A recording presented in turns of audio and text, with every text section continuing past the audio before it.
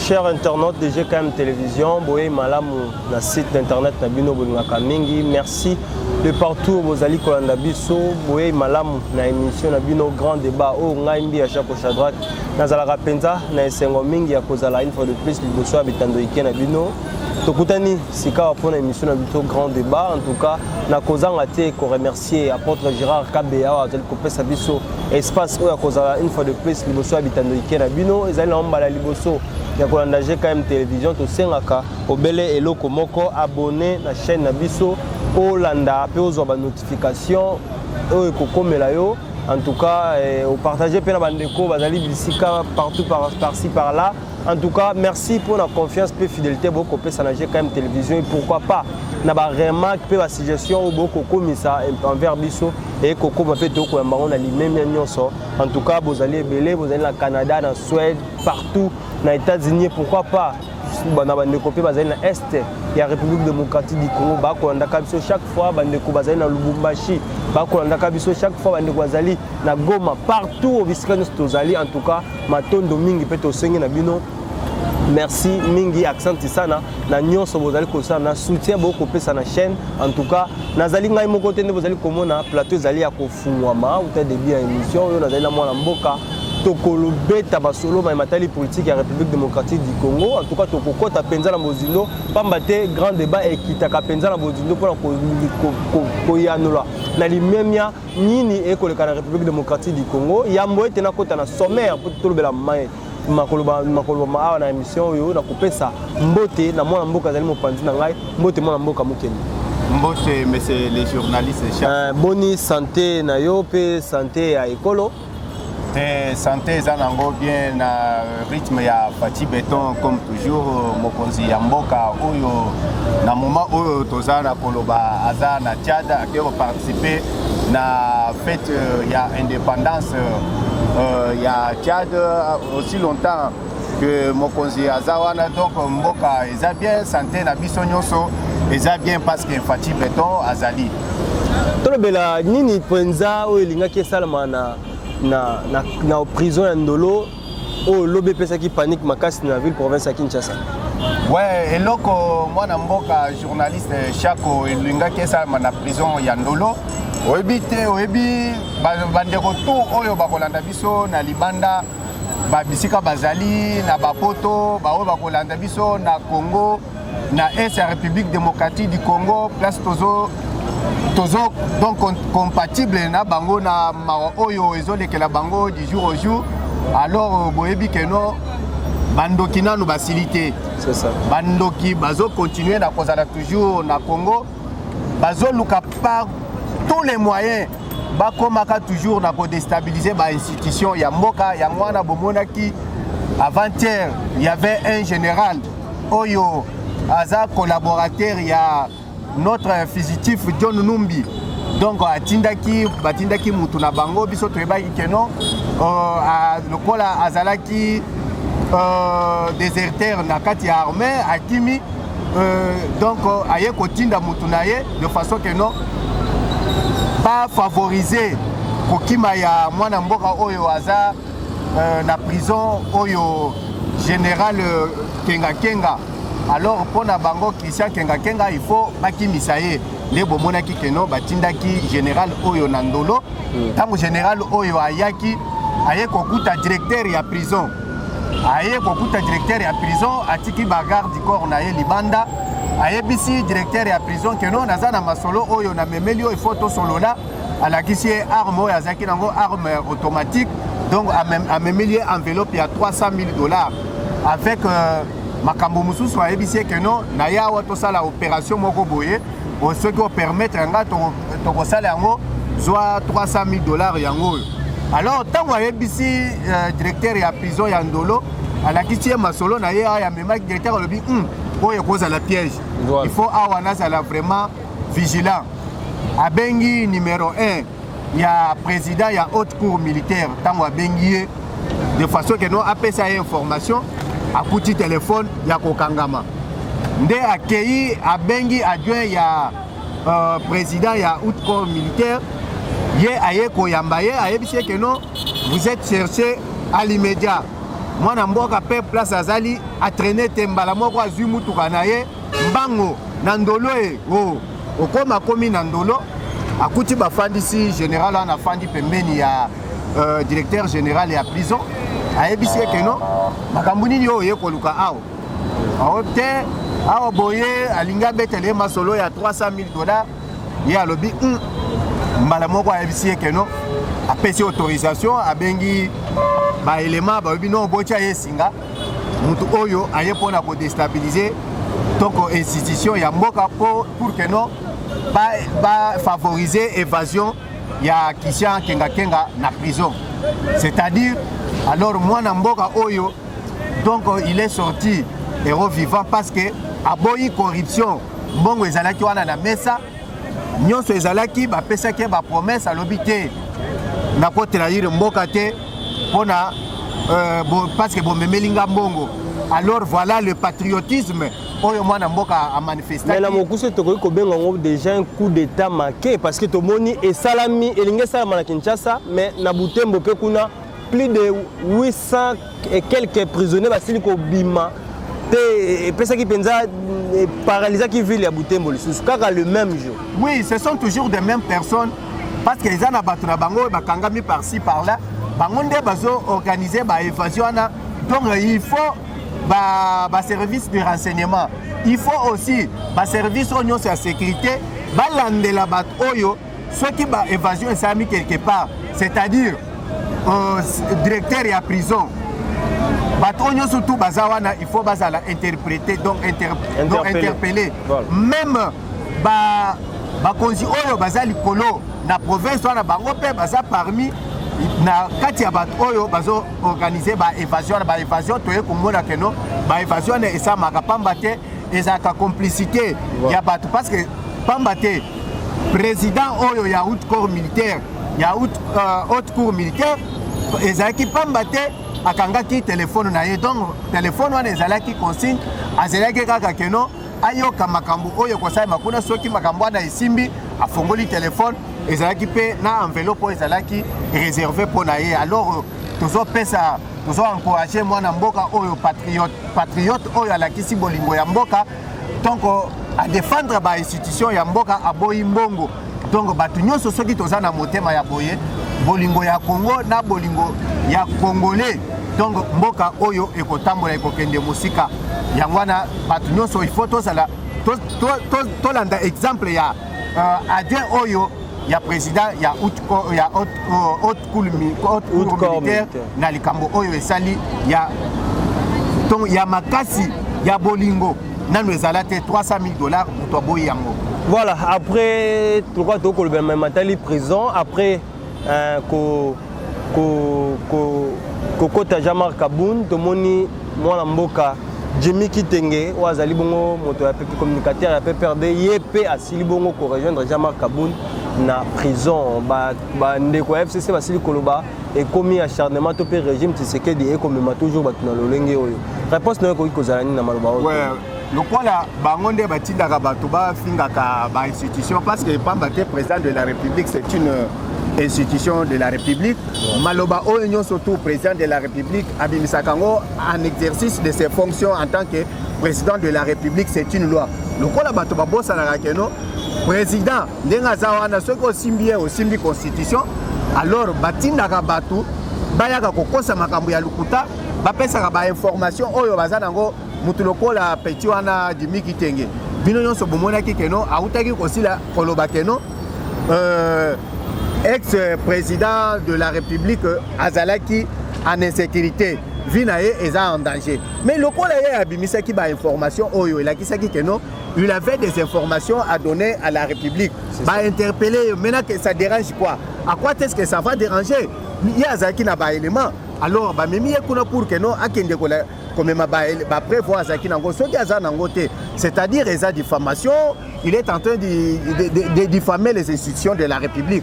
Alors à ce moment-là, diffamation, il a 5 ans. Il va faire son 5 ans calmement pour que non, il faut te éduquer Batou. Tant au moins, il y a des boye. Ceux qui n'ont pas cette information, ils ont source et puis il faut pas cette information. Il il y a Dimi Kitenge. Ce sont des informations que moi j'ai de preuves. Alors je ne peux pas aller commencer à donner dur de n'importe quoi parce que non, il y a des gens qui me donnent, qui sont en train de me manipuler quelque part. Donc ça, ce n'est pas une bonne façon de faire les choses. À ce moment-là, Dimi Kitenge, que ce soit notre Kwado, Maître Kwado Nakingabwa, Azala qui prévu après sa information, il avait dit que non. Donc du jour au jour, les jours, Mbongo Ezobima, na caisse à l'État, Ezokende na budget privé, Ezokende na compte ya Panama Paper, na paradis fiscaux. Alors tant que bamoni que non, Azala après ça qui malobawana, c'est-à-dire il possédait aussi des preuves tangibles. Il y a la justice. Pour justice, bakoti comme bongote, yo lobi que non, Mbongo Ezobima. Mais yo yebi que Mbongo Ezobima.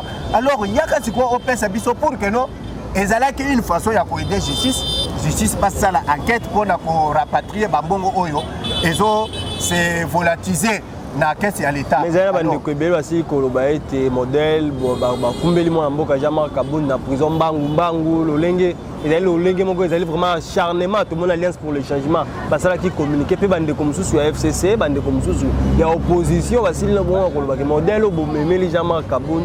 C'est comme s'il y avait quelque chose, qui a comme Koluka, Abimisa Makambo, Pende Bomaki ya Malonga, Ndiango Bukupusi, Koputin, la prison. Na Congo, Awa, arrestation, il y a des médiocres et comme déjà acharnement.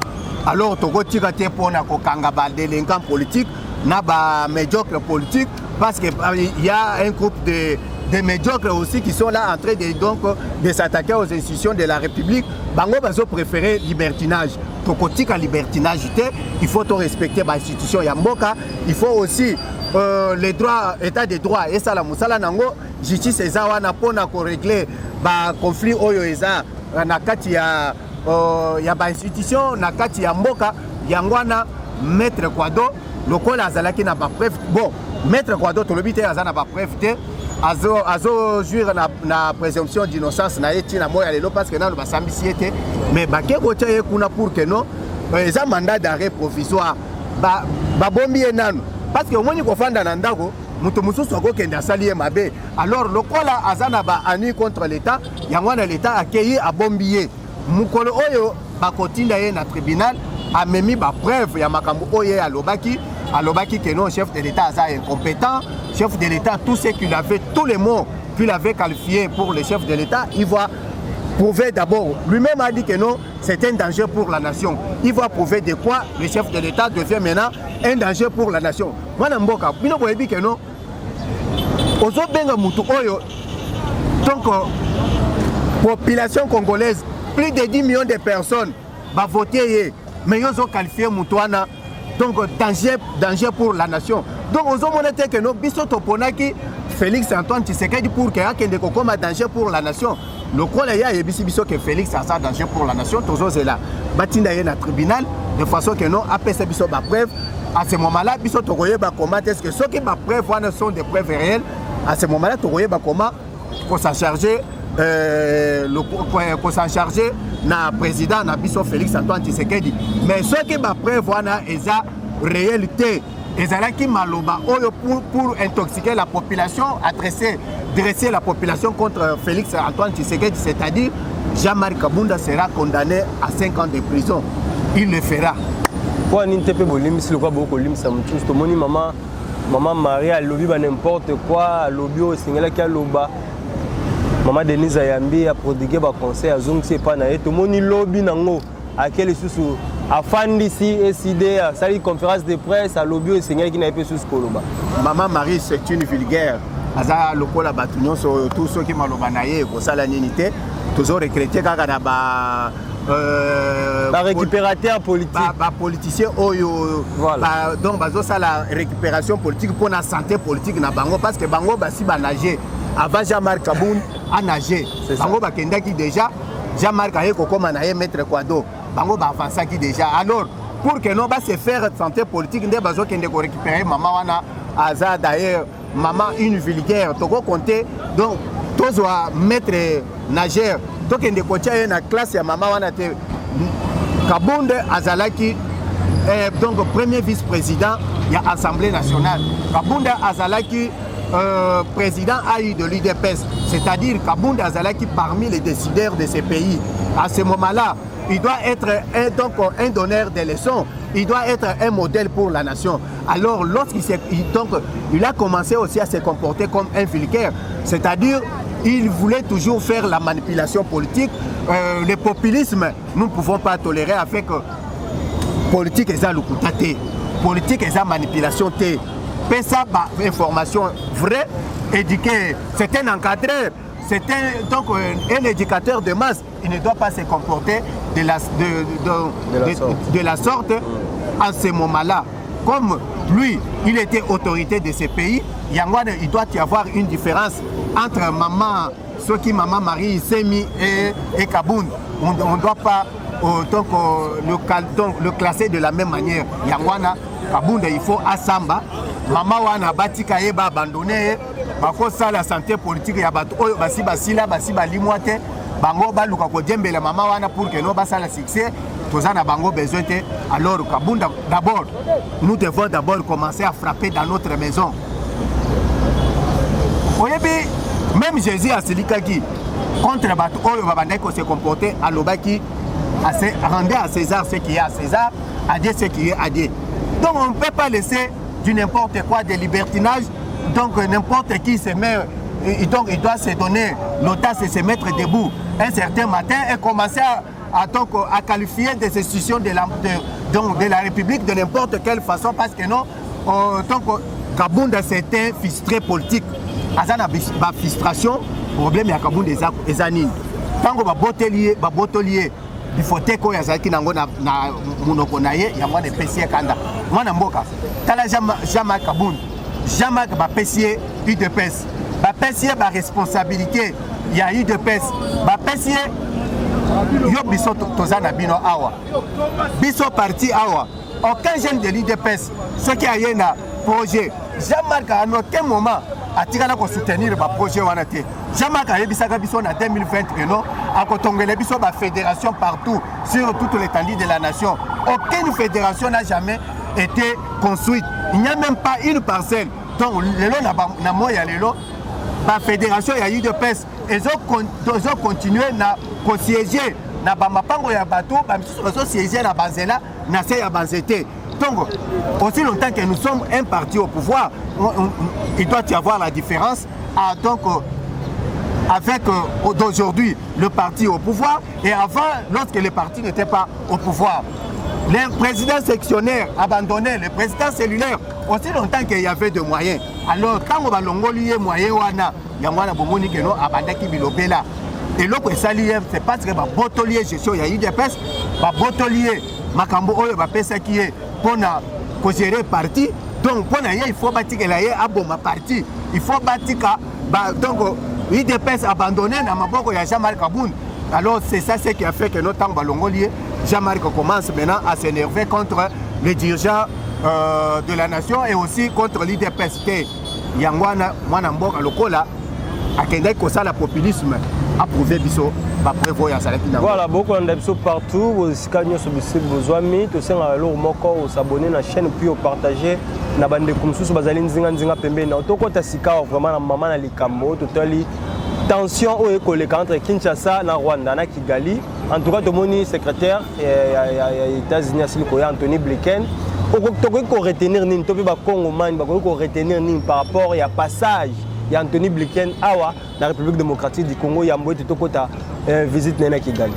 Oui, passage à Anthony Blinken d'abord toujours féliciter yango to sepeli nango ba congolais ba yambi na boboto il est le bienvenu sur les sols congolais. À la seule différence que non, c'est que nous demandons aux États-Unis et ça que non il faut basala sincère na partenariat au tozo sala na bango. Koya naye, il faut que retour naye, il faut to sentir changement na esa République démocratique du Congo. Biso et loko tozo senga lokola ya lobi que non bazo soutenir kimia ezala na République démocratique du Congo, balingi violence té pona bango ils sont les faiseurs de la paix. Tozo to souhaiter yango. Mais eloko to sengi bango mon discours sala nini ekende parce que biso toyebaki que non bayaki comme mission d'observation au Congo et pour la stabilité de la nation. Mais bango baye ko comme les biso MINUSCO. Donc combien awa MINUSCO, ministre des Nations Unies au Congo pour l'instabilité de la nation. Depuis bazawa 22 ans, MINUSCO oyo musala na bango eza pona ko contribuer na instabilité ya Congo, eza pona ko contribuer na liwa ya ba Congolais, ba égorgement oyo bazo égorger ba Congolais, basi oyo ba violer, ba mama oyo batikali ba veuve, mibali na bango, bazo boma bango. Donc du jour le lendemain, donc nyos oyo na présence ya MINUSCO. Basuki wana te, bango moko bayaki comme mission d'observation, mais ba violer charte na bango. Pourquoi? C'est parce qu'ils se sont même permis de tirer sur les paisibles citoyens. Oyo bazo sala pas marche pacifique pour le droit na bango. Donc marcher c'est un droit oyo eza garanti na constitution. Donc quel est maintenant l'infraction oyo bandeko oyo basala ki tango basala ki marche oyo permettra ki na MINUSCO bakende ko tirer sur le paisible citoyen. Yangwana lokola basi ba violer charte na bango na République démocratique du Congo bayaki comme une mission d'observation.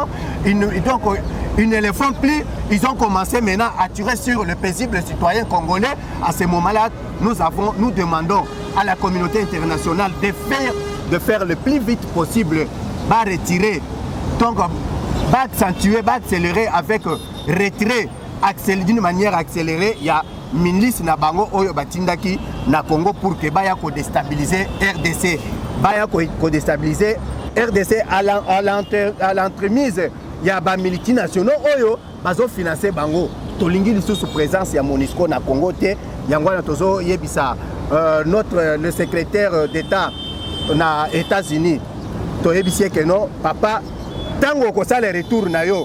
À votre retour, vous devez signifier à la communauté internationale de faire le plus vite possible, d'occasionner, accélérer le retrait définitif de la MINUSCO en RDC.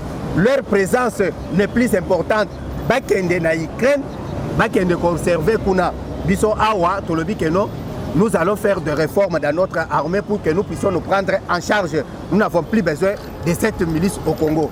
Voilà, Kolongwa Anthony Blinken awa na Kinshasa, asili Kolongwa na Tongo lelo pe asili bongo na kokende na ngambo ya Kigali, tomona asili kokoma kuna puis azui a haussé temps devant Kagame pour koloba ete na Rwanda respect à droit de l'homme égalité. Pe asili koloba une fois de plus que esengeli na ba pays nyonso basi la bongo ko respecter ba limite au pays allié ba territoire na bango. Oko sosola ni ma Anthony Blinken asili koloba. Mais tangu tomona ka bandeko oyo baza ndeko na biso ya Faden House muto asila na ye carrière politique Martin Fayulu mutu oyo etikali kaka muke tozosenga na mwasi na yake ndeko tika ye na CNPP azolobela likambo ya liberté d'expression, likambo ya liberté d'opinion. Donc il fait la confusion avec la délinquance politique avec la liberté d'expression. Il faut atuna ba Rwanda makambo oyo bango bazo vivre na Rwanda. Na Rwanda soki otangi kombo ya Kagame na nzela otangi yango na ndenge ya mabe, c'est-à-dire kombo na yo ezaliwa. Oui, donc azaka considérer le la petite na bango. Alors, vous avez que nous na RDC awa batu bayembaka bazembo bazo finga Fati Beton, batu balobaka du n'importe quoi au nom de Fati Beton. Fati atika kabango yangwana biso République démocratique du Congo. Donc c'est un pays oyo état de droit ezali liberté d'expression tout. Donc pourquoi se réveiller pe na tongo au kanginzela au bandi ko sala manifestation mutu moko akoya ko inquiéter te mais makambo na bokende ko sala ngo na Rwanda. Donc vous allez regretter Rwanda Kagame azawana depuis 27 ans. Ba votaka yete c'est lui-même qui se vote. Donc alors a wuti ko loba keno chaque fois qu'il va postuler, c'est-à-dire à cause de la président de la République. Est-ce que Namboka a la démocratie ezali, mais il est là pendant 27 ans, soutenu toujours par la communauté internationale.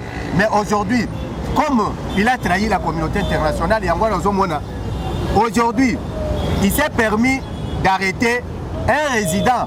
Il y a Amérique, Aza opposant Naye, aye ko arrêter atindi ye na prison yango wana epesi ba américain kanda balobi que non moto oyo il faut tosilana na ye na ndenge ya bien donc au moins message yake ko yebisa Kagame wana omoni Hillary Clinton na 2018 ayaki awa ayebisi Kabila que non na 2017 c'était au mois d'octobre ayawa ayebisi Kabila que non okosala lisusu mandat te oko renouveler lisusu mandat na yo te pona ke ozala na pouvoir na République démocratique wana ezalaki déjà fait ya Kabila avec Mobutu nous les avons vus avec Mouzé otomonaki yango lelo aussi donc fait ya règne ya Kagame yango wana secrétaire d'État américain akei koyebisa ye que non il faut se préparer pour que atika ebonga ya Rwanda parce que ayebisi ye que non kozala na yo na pouvoir eza comme si tozo favoriser insécurité en Afrique centrale tozo favoriser insécurité régionale alors pour que kimia ye kota il faut akende bolandaka te ba message diplomatique oyo bazotambola nango message oyo vrai oyo mwana mboka apporter pona Kagame eza que non na élection oyo ya 2023 il faut Kagame a dégagé donc il y a 2024 il faut Kagame a dégagé Kagame sa place n'est plus au pouvoir il doit dégager ceux qui a s'entêter c'est-à-dire on va les faire subir ce qu'on a fait subir à d'autres présidents qui se sont entêtés entre autres Bomonaki Laurent Désiré Kabila lorsqu'il s'était entêté Bomonaki Makambo Sibisaki Bomonaki fait ya Mobutu ndenge esilaki il y en a de même avec Kagame Bakeko Yebisaye il faut à ça la retrait il y a Batunaye Azanango na Congo il faut atika ko soutenir ba groupe armé oyo ezana kati ya RDC pour déstabiliser la République démocratique du Congo parce que Kagame a déstabilisé Buganda, Kagame a déstabilisé Burundi, Kagame aujourd'hui il est en train de déstabiliser encore la RDC pour la deuxième fois. Donc depuis 1994 Oyo Kagame a kota na pouvoir na Rwanda c'est-à-dire lui est là donc c'est le nom de la déstabilisation de la RDC c'est Kagame.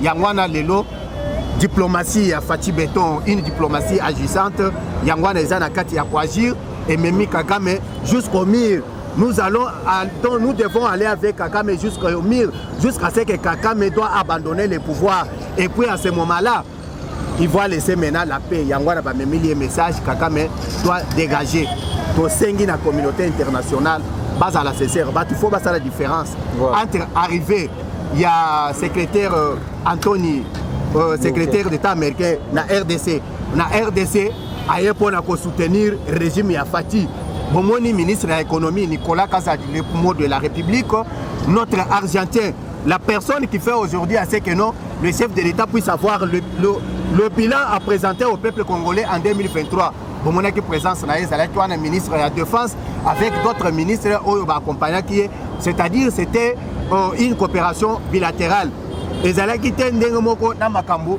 ya Rwanda parce que Rwanda c'était un régime Kagame est un régime finissant oyo régime ya Fati toyebi te mkoloni ni ekosila parce que Fati sera là jusqu'à l'événement de Jésus-Christ. Donc toujours na discours Anthony Blinken kuna na Kigali asini kosenga na États-Unis d'Amérique batinda envoyé spécial moko pour na Grand Lac pour la kolandela Matali Est République démocratique du Congo likanisi wana lelo to ko lukana te MONUSCO akende lelo to MONUSCO batinda envoyé spécial moko kozala pour la kolandela Maïma ko le kaka na ba région Grand Lac idée na ko kozala nini par rapport à wana ouais lokola États-Unis baza ba partenaire stratégique na biso yango il faut liso na bango ezala wana pour que processus ya pour accélérer kimia na esa République démocratique du Congo esa na lombango et puis mutuani faut appeler ça bango ba information oyo eza fiable pour que non batala parce que Kagame abandai ko wangana si longtemps azo bossa na que non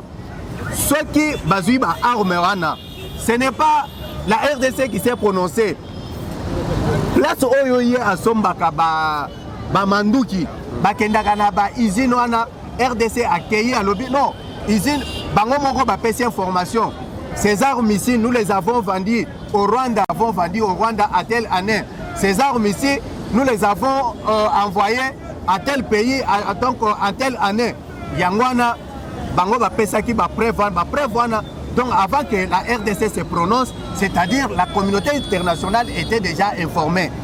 C'est ainsi que non, tant que la communauté internationale, donc Azamouana Mouké, Bango Basaki n'a pas preuve, nous sommes à manœuvre, Rwanda Azosala na Congo, bien que Abandai Kowanga na Yangwana Lelo, Namoya Lelo, Bango Moko Balobi que non, ils vont envoyer leur envoyé spécial pour que nous accompagner processus wana ya kimia oyo ezaki entamé parce que Anthony Blinken a lobby que non Bango bazo favoriser processus oyo ya Nairobi et aussi na processus médiation oyo ya ezaki na kati ya Luanda. Il faut accélérer nango yangwana nde balobi que non il faut qu'il y ait encore une personne qui va leur représenter mais tosengi Bango basuka wana te. Namo ya lelo biso toko continuer te kozala colonisé par la communauté internationale. Makambo oyo ya kotia biso sous embargo ya armée, c'est comme si bazo coloniser biso. Bazo senga biso que non biso to exploiter ba pétrole na biso, nous sommes pas leurs colonisateurs. Biso nous sommes un pays indépendant. Ba question oyo ya exploitation, ya investissement, ce sont des secrets d'État oyo zotala makambo ya bana mboka. Communauté internationale va continuer à coloniser Bissoté. Batika Bisso, un pays souverain, nous sommes un pays indépendant, nous devons agir entre nous, mais toujours en collaborant, une collaboration sincère avec la communauté internationale. Makambo Oyo Yangwana Lilo, France, Babengani na Mali, Boyoki Ndenge, Poutine, Kolobakeno, il va continuer à soutenir, à protéger l'insécurité territoriale ya Mali, pour privilégier encore d'autres coopérations, c'est-à-dire s'il continue à donc, se comporter de cette manière, donc, il arrive à ce que non, des mecs qui puissent aussi, que ces gens puissent aussi arriver à perdre la RDC qui est leur partenaire fiable à cause de leur manque de sincérité et aussi d'une bonne collaboration parce que jusqu'au jour d'aujourd'hui, la communauté internationale nous traite comme si nous sommes des bêtes. Nous ne pouvons pas prendre donc, nous-mêmes donc, les décisions de diriger nos pays. Les Africains, nous sommes aujourd'hui prêts. Et puis nous disons à la communauté internationale de se retirer et d'être sincère envers le pays africain. Pambate, lobby, Bako Talela, RDC, par à travers le fenêtre. Mais les Cambouaba Congo mani bako silika kali Cambouaba partenaire privilégié,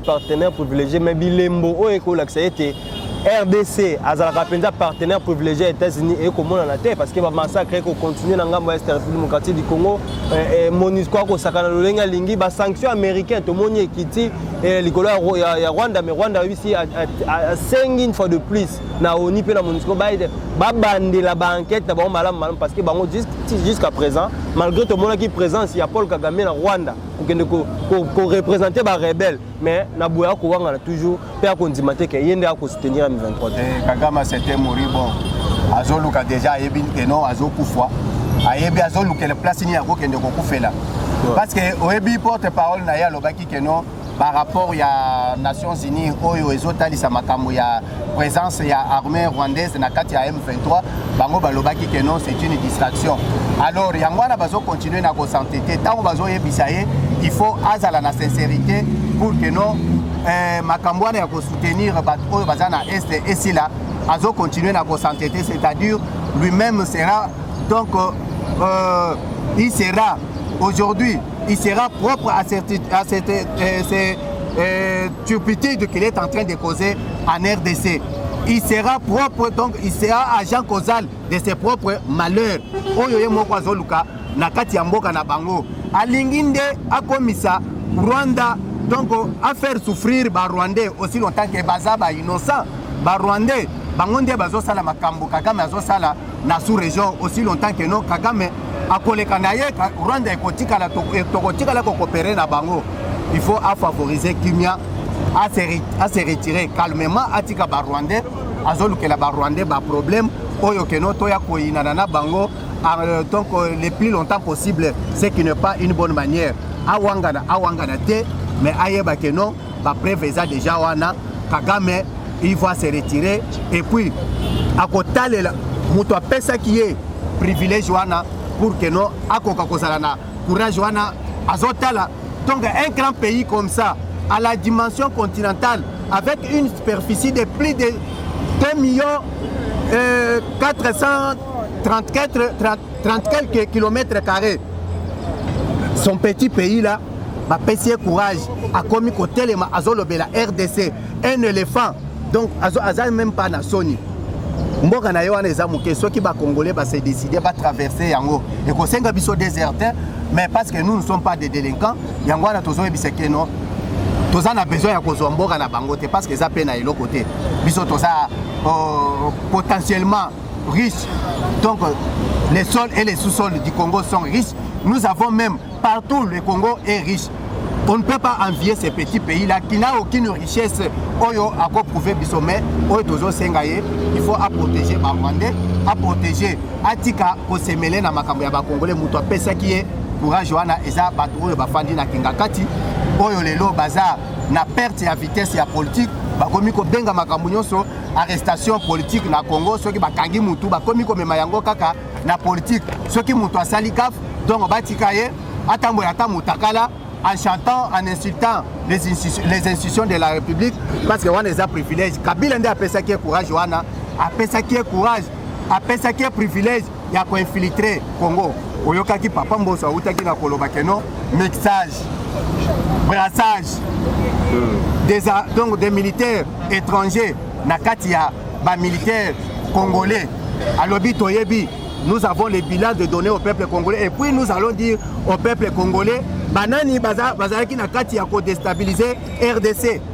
Voilà, malé mais tomo comme na suka émission na biso, tomoni ba réaction tozonga na Kinshasa wa, tomoni non, tozana est la République démocratique du Congo. Toki na ville ya Bwenga. Ba M23 ba ko recruter mais la plupart ya bato ba ko recruter ce sont des Banyamulenge. Réponse non peut topé réaction na ko kozani. Ouais, Félix Mwanamboka, président de la République Antoine Tshisekedi Tamwazaki na Belgique, ayebisaki na bandeko na biso Banyamulenge keno, il faut balakisa keno réellement baza ba Congolais parce que ba pesaki bango nationalité awa oyo bazwaki donc na temps ya Mobutu. Ya mwana ba yebisaki bango keno lokola bandai ko réclamer keno baza ba Congolais mais ba Congolais balingi te ba reconnaître nationalité na bango ye moko lobi keno si réellement vous êtes Congolais vous devez vous montrer réellement que non vous êtes Congolais. Pourquoi? Ils doivent témoigner leur amour envers le Congo. Alors ceux qui vont continuer na kosala ba opération na bazo sala c'est-à-dire baza ba Congolais te bakoya bakoya kolakisa biso réellement que non bazalaki wana pour que ba favoriser balkanisation oyo ezalaki organisé par Bill Clinton avec l'ancien premier ministre oyo ya Grande-Bretagne yangwana tozo yebisa bango Tony Blair bango nde bazaki à la base bango nde basengaki na Mobutu afongola ba porte de façon que no batwana bakota alors kokota na bango tomoni que no il faut les protéger toyambi bango na esengo toza na mboka ya boboto biso tozaka na problème na mututé tozaka na solidarité africaine alors bolingo na biso et comme na biso buzo baté pamba te bakoya ko regretter Congolais azalaka bien un peuple accueillant mais ce qui a siliki mutu moko te a ko maîtriser et puis tango asilikaka makambo asalaka et kamwisaka monde mobimba alors bandekwana il faut se protéger protéger ba Congolais tosi toyambi bango bafandi soki balingi bazonga na Rwanda ba kokosa bango kosa bango te bobundela mabele bobundela bo récupérer mabele na bino mabele wapi mabele o balinga bakende ko installer bango bazaka na mabele na Congo topesi bango nationalité mais mabele te soki balingi bakende ko bunda mabele babundela mabele na bango ezaka na Rwanda ezaka na Congo te alors tozo yebisa ndeko na bango Azarias abenda bandeko na ye na matoyi soki bazana besoin ya ko récupérer mabele bazongela Kagame na Rwanda mais na Congo awa bakotikala kata kozwa 1 cm te ya terre na biso eza te wana eza droit ya ba Congolais ba ancêtre na biso batikela biso omoni tango tozoloba keno il faut qu'on privilégier likambo ya président de père et de mère bolandi même Singi Pululu makambo alobi yo Congolais au lieu de protéger Félix Antoine Tshisekedi yo zolinga ko privilégier mutu aza na kombo ya Kazembere Kanambe mutu aza na kombo ya Antonio Soriano mama na ye identité douteuse papa na ye boyebi nationalité na ye mais azoya pour na kwambrier ba Congolais. Ceux qui tozalaki depuis longtemps avec un président congolais, on n'allait pas vivre ce que nous, donc à l'est de la République est en train de vivre aujourd'hui. C'est à cause. Au moins, malheur ya ba Congolais, en quelque sorte, ils ont fait partir na ba Congolais nous-mêmes, parce que c'est nous-mêmes qui avons fait assez que nous tous soutenir ba bêtise oyo. Na moya lelo makambo ne kotikala ko se répéter parce que nous sommes déjà conscients toyebi que non to kotikala jamais ko pesa confiance na un étranger te botanga Deutéronome 17 ba lobi bien que non il ne faut pas donner confiance à un étranger parce que l'étranger lorsqu'il serait là il va favoriser ses amis, ses frères de là où il est venu. Benda Matoyi, oh Fadenhouse, Azara Congolais, dont des pères et des mères, oh Soriano, les lots Moutouazawana, et ça Félix Antoine Tshisekedi, tout pèse une confiance, bota la réalisation. Bolandi, Ndegonabiso, Adolphe Mouzito, Magambo, Aoutikoloba, Aoutiko révélé que non, depuis 1960, parce qu'avec l'entrée de na pouvoir, il y a tant que eu indépendance, budget Nabiso ezalaki na 1,5 milliard de dollars. Après règne ya Mobutu a mis budget wana kenango atiki yango na 100 millions de dollars. Départ ya Mobutu la caisse ya l'état tozaki na 100 millions de dollars. Maintenant avec Laurent Désiré Kabila, tina 2003 budget Nabiso est elungwe de 100 millions de dollars et commis 3 millions de dollars. Donc si vous analysez bien, vous allez comprendre que non de 2000 c'était l'entrée de l'AFDEL c'était en 97. Donc de 1997 à 2003, il n'y avait eu que non 200 millions Oyo et c'est complété. Pendant 18 ans, bon vivre que non avec Kabila, les budgets tournaient toujours autour de 3,5 milliards de dollars. Mais avec l'avènement de Fatih, béton au pouvoir, Boyo Kindere, Mouzito Alobi. Donc dans 3 ans seulement, le budget a quitté de 3,5 milliards de dollars jusqu'à arriver à 12 milliards de dollars, c'est-à-dire à conclure à lobby. Depuis que nous avons pris l'indépendance jusqu'au jour d'aujourd'hui, le meilleur président de la RDC, c'est le président Félix Antoine Tshisekedi. À lobby que non, toyebi que non, vérité nabiso et blessé baninga mususu. Mais nous sommes obligés de dire rien que la vérité. C'est-à-dire, avec Félix Antoine Tshisekedi, nous sommes que non. Maman Oyo, il y a ma veuve militaire, Oyo Babane ko pesa 32 000 francs congolais. Maman wana akei na banque pour que akende ko zo salaire na ye Babane ko pesa il y a 32 000 francs congolais. Maman s'est retrouvée baye ko pesa ye 336 000 francs congolais. Maman lobi oyo mbongo eza ya ngai te. Ngai nam na zo mbongo ebele boite. Nalia ka eloko ya mutu te bozo mbongo wana bokende ko pesa ngo bakolo nango. Babisi maman te mbongo eza ya yo. Maman lobi te.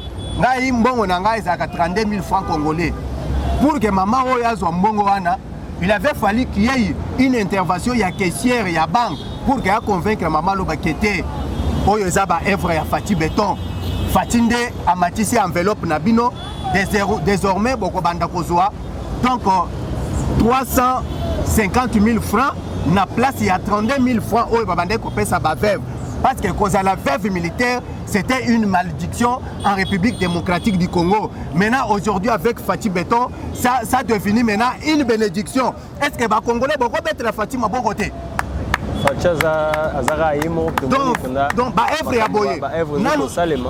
Œuvre à Makasi. Maternité orphelée. Maternité orphelée. Les lots Kokunda Mana Congo. Pour que non, l'État soit en charge. L'État, pour la première fois, agent de l'État, fonctionnaire de l'État, l'État joue un téléphone, Mbalamoko Bengi Fati Béton, Nyoso, Makambu Nyoso en charge de l'État, funéraire Nyoso, organisation, Namatanga Wana Nyoso, donc les lots. moyen de somba deuxième mandat. Fatia a besoin de somba deuxième mandat. L'homme le plus populaire, Boyoki sondage, Oyo Utako Bimalobi, Oyo Babimisaki. Le sondage. Sondage est vrai, Zalina, sondage, Oyo Zaka manipulé par Soriano na Kabila. Est-ce que Fachi a sengi ba sondage yango? Sondage eza peuple oyo nyonso bozomona awa nde sondage ya Fachi Beton. C'est ça. Lelo na moya lelo. D'ailleurs sondage wana ba pourcentage wana eza muke.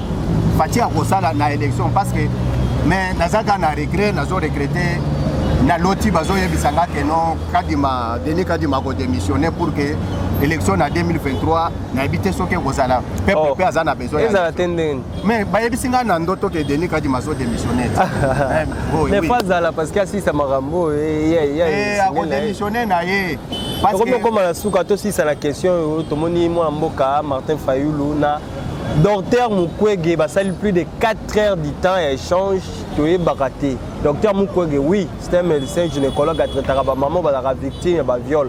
Mais de plus en plus to comme on a comme ko se mêler makasi na politique. Likambo ezali nini? Mukwege ko PC kufa. Omoni rentabilité azaki nango na makambo ya basi oyo babanda ko violer asepela komona ba maman wana tango bazoya bazolongola bango donc ozomona banda osala esengo donc moi couleur wana harmonie wana pona yezaki bien mais lelo ba maman wana bazaka ebelete yango wana yende muto azo manipuler ba mouvement citoyen ba mouvement de pression de façon que bala kisakeno bazana besoin na ya comme président ya RDC.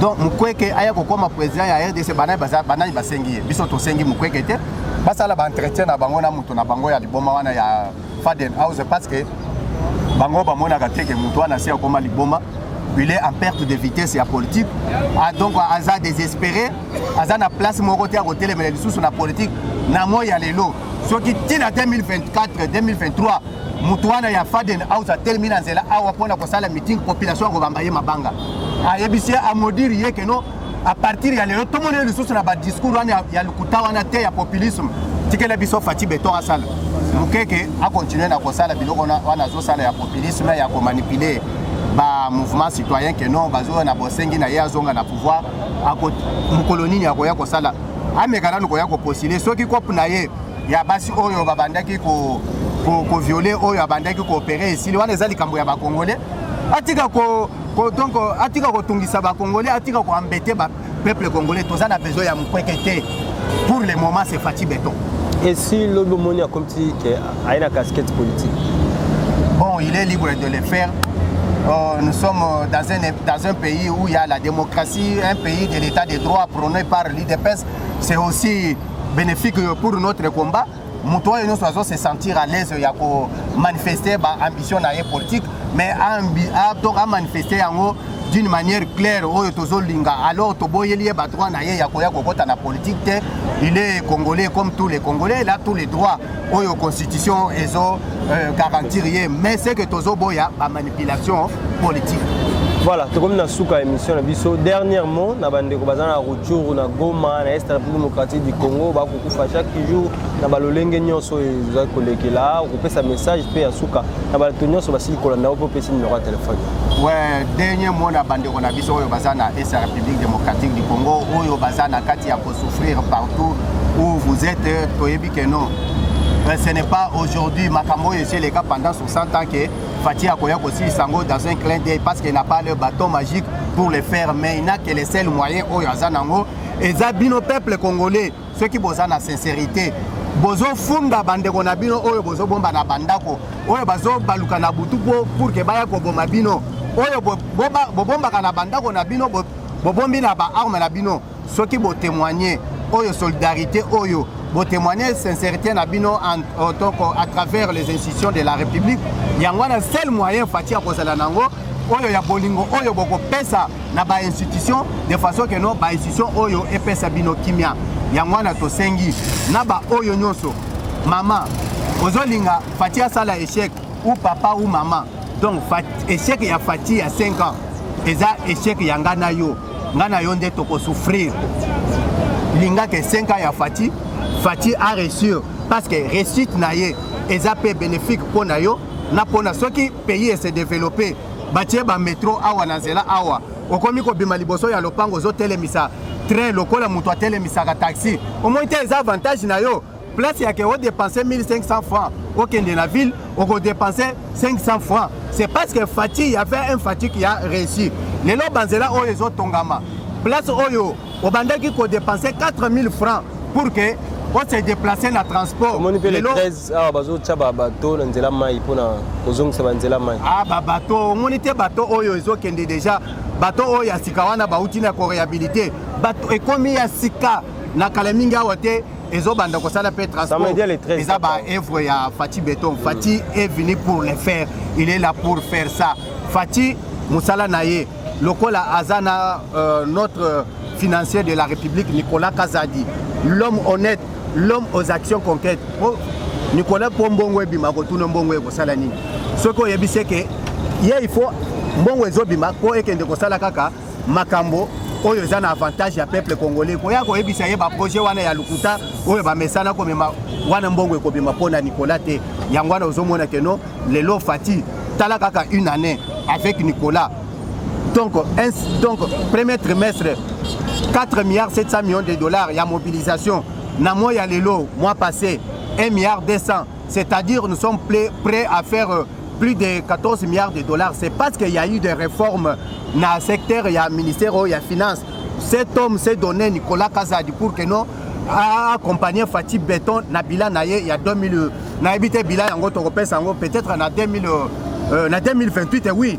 Baïbisinga lokola Denis Kadimazo démissionné bilan États-Unis baye kopé ça 23 millions balobi que non oyo bobombango na banque pour que bo organiser élection en 2028 ngande nazo pesa bino information tolinga mboka tolinga congolais tolinga Fati Béton parce que botala ba œuvre lelo Kasai oriental bozo mona misala ndengo ezo salema mwinda epeli na kuna na Équateur place Jean-Pierre Bemba kombo akendaki bomoni na Idjofa tozo senga ambongo asenga kuna akende ko senga peuple ya Idjofa pardon ayebisa bango que non apesa bango message ya kimia ayebisa bango que non mwinda oyo tolobaki ko pelate epeli lelo Idjofa ekomi Paris oyo ambongo andimaki te na moya lelo baza na Congo central précisément na Mbazakungu na Kisanto baza na kati ya kosala toujours central ou de façon que non bapelisa botalaki na Kabeka Mwanga depuis 1960 na moya lelo yango na kura epeli botali ndenge bazosala banzela na RDC lobby kende awa na côté ya Babaramoto côté ya ba Mbizama campagne ba place nyonso Fati atomboki pona ba misala na Congo yangwana na pesi bandeko nyonso baza na poto mbote la critique na bino ezalaka constructif pona biso mais pas des injures. Nous n'avons pas besoin des injures, critiquez-nous avec sincérité. Tokobo ya ba critique na bino te bo pesa yango de façon que toi améliorer à la prochaine. Mon numéro c'est plus 285 plus 243 85 13 600 et puis 53 plus 243 85 13 600 et puis 53 na tondi bino nyonso bouton boboto na pesi les technocrates l'accompagnateur de Nicolas Kazadi mwana mboka Flori mapamboli na tondi yo bouton de makasi accompagner toujours Nicolas Kazadi na sincérité ndenge bozo sala yango bino nyonso entourage ya notre l'Argentin, les poumons de la RDC. À tout seigneur, à tout honneur, en tout cas, Ndenge Tobanda qui bien, te super bien. Merci na Baïban Basile Kolanda Bisso, grand débat, bon courage Bisso, na Kokomela Bisso, Kotinda ba message, ba remarque, pourquoi pas même ba question et que ça la Bisso loko moko bien. Ngai na bino tokutani bongo mbala sima pe na invité mosusu. Ciao.